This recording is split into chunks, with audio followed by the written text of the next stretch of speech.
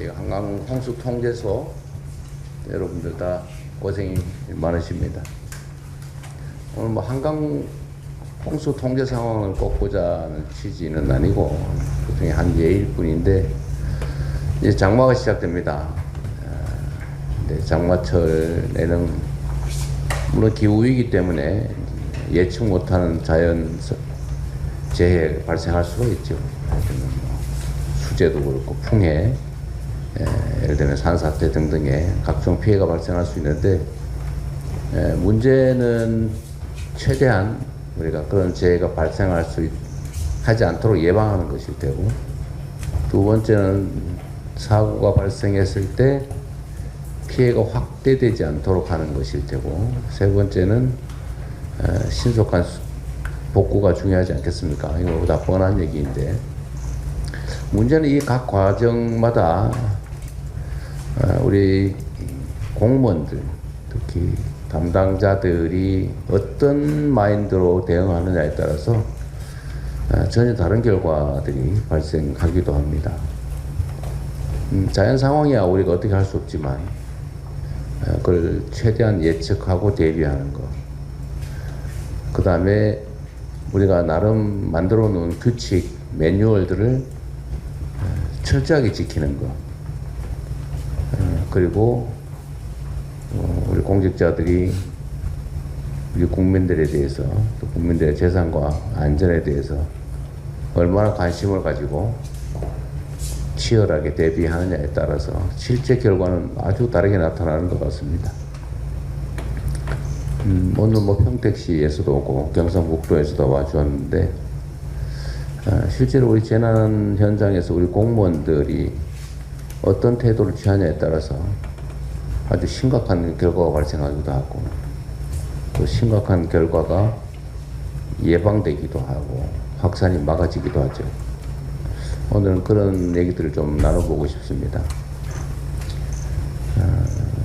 전에도 한번 말씀드린 기회가 있었는데, 우리 공직자들의 업무가 보통은 이제 대한민국 공동체를 잘 지키는 안보, 또 질서를 유지하는 치안, 또 더 나은 삶을 만들어내는 민생, 이런 걸 얘기할 수 있을 텐데, 이 안보 중에서 재난으로부터 국민들의 생명과 안전을 지키는 일, 정말로 중요한 일이죠. 근데 이게 사실 생색이 별로 안 나는 일이어서 좀 소홀하기가 쉽습니다.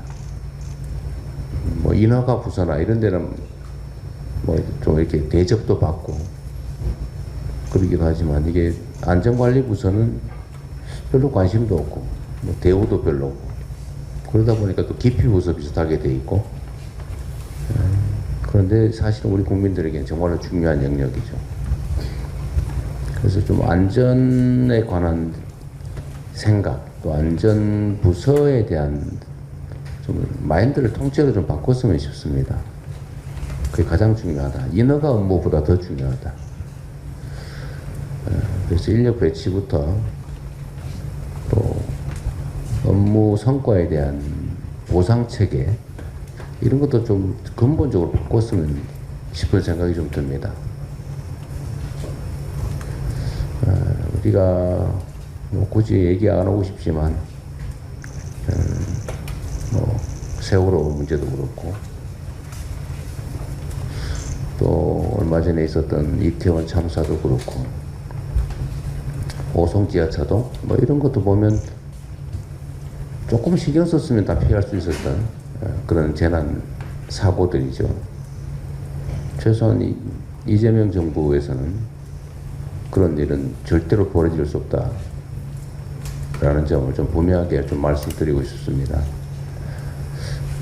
이번 여름도 그렇고 앞으로 계속 뭐 여러 영역에서 그러겠지만, 예측 가능한 사고들이 무관심이나 또는 방치 때문에 벌어질 경우에는 그런 일이 절대로 없도록 해야 되겠지만, 사후적인 책임도 아주 엄격하게 물을 수밖에 없다는 점을 좀 분명하게 해야 될 것 같습니다.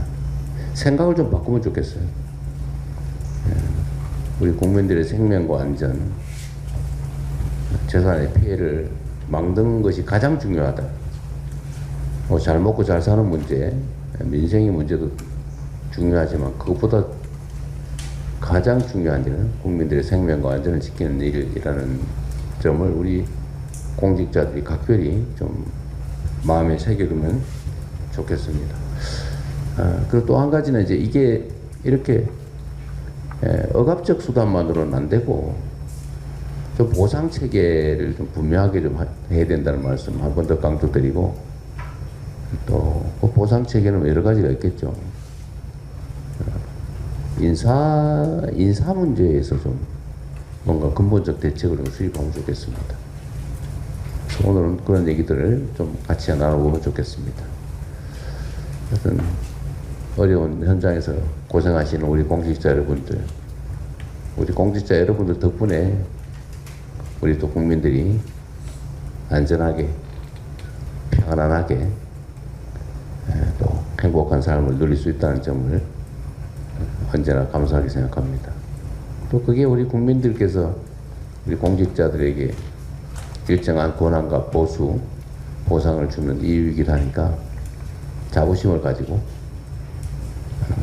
최선을 다해서 본연의 업무에 충실해 주시길 부탁드립니다.